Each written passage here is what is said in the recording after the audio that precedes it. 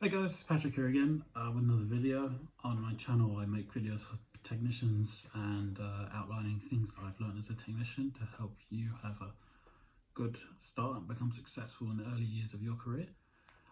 Today, this is my first video in a while. I've just been completely all over the place with lots of different things going on, but thankfully that's starting to come back down to normal, which is good, and I'm back with another video. So today we're going to be talking about the differences between working in an managed services provider, which we abbreviate to MSP, and an internal role, which we call in-house. The differences between them and how you may want to choose one over the other, and the pros and cons of both. So we're going to start just with a brief explanation of both. So we've got MSP and in-house.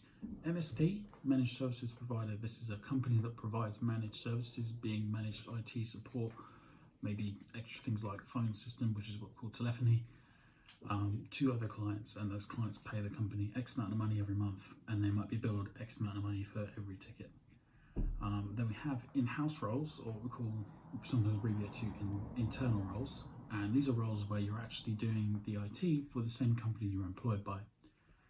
Now, the two of them have four main differences which you need to be aware of, and that will be good things for you to know about when it comes to you making a decision as for your next career move and what type of situation you're in as to your career progression. So the first thing we're going to talk about is pay. Now, some of you may have guessed it, that an in-house role will probably pay a little bit more. The percentage varies between industry to industry and on what level of seniority of the position you go into, but as a rule of thumb, in-house will pay a bit more than MSPs. The next thing we need to talk about is technology. So in general, the technology you use at an MSP will be more advanced, more modern, more up to date, and in general the technology that you use at an internal role in an in-house IT department may not necessarily be the latest and greatest, but maybe a few steps back. Again, that's a rule of thumb. There will be exceptions for that. There may be some people in particular industries where they absolutely need the very latest and greatest, and they're willing to get that. The next thing we want to talk about is workload. This can vary a lot, but in general, your workload in a managed services provider would tend to be just a little bit higher. That being that you've probably got a wider number of clients, obviously, because you're doing it for multiple clients rather than just one client. But you're going to be doing a wide range of things, and I'll talk about this in a second, compared to an in-house role where, again, this is me being generalist, you're more likely to be niched or put into a bracket, or what I sometimes call a silo, a team of people who do a certain list of things and maybe not much else. Now, with larger in-house teams, that will be the case. With smaller in-house teams, that may not be the case. You may have a broad amount of exposure. But again, workload-wise, in general, a managed services provider will give you a slightly heavier workload. Now, the most important one here that I would like you to bear in mind in your career is advancement and progression, working towards your, sort of North Star, whether that's cybersecurity, infrastructure, networks, DevOps, any type of managerial role, and so on. Now, the nice thing about managed services providers is that advancement and progression and having access to lots of different systems is much more common, and it's much easier to have access to it, because a managed services provider will tend to hire people that they know that they can trust, and they know that they can give them access to a system, and they might need a once over, but apart from that, they're pretty good, and they trust them, and they're happy for them to just get underway with everything. An in-house team, you will have a certain amount of access, but it's most likely going to be a lot less. Again, that's very generalist. Maybe a smaller in-house team, you'll have access to a little bit more. But you may want to consider this quite a bit depending on what stage you are in your career, whether you're in the very early stages of your career where you're learning the very basics of support, or whether you are at a point where you maybe need to stay in a particular level for a year or two and really mature, or whether you're at the point where you need to look at jumping up to the level above you and then work towards that. That's a similar situation to where I am at the moment.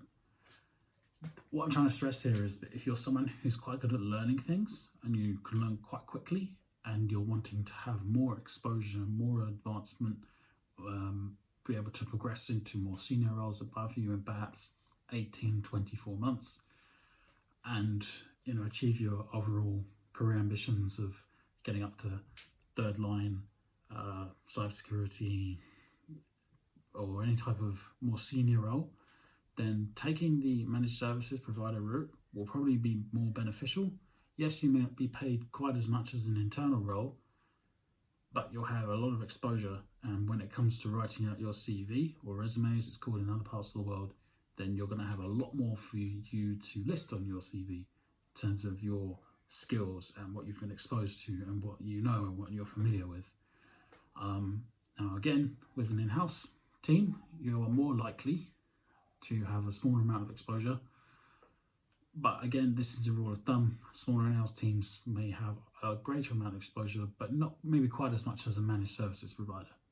And you've got to bear in mind that when you read the job description, if you're someone who thinks I can do all of this, then yeah, you might be able to smash through everything. But chances are, if you got a fair chance of actually wanting to leave within maybe 6 months or 9 months or 12 months. And then you're going to have to look for a job again, and then you're going to have to interview again, and then you're going to have to write your CV out again, and you're going to have to explain this extra role you've got in your CV. So in hindsight, I personally wish that I would have taken the managed services provider route slightly earlier in my career. But again, hindsight's a great thing. Unfortunately, we can't see perfectly into the future. It would be nice if we could do that, but we can't. But I personally would have chosen the managed services provider route a little bit earlier. That's where I am now.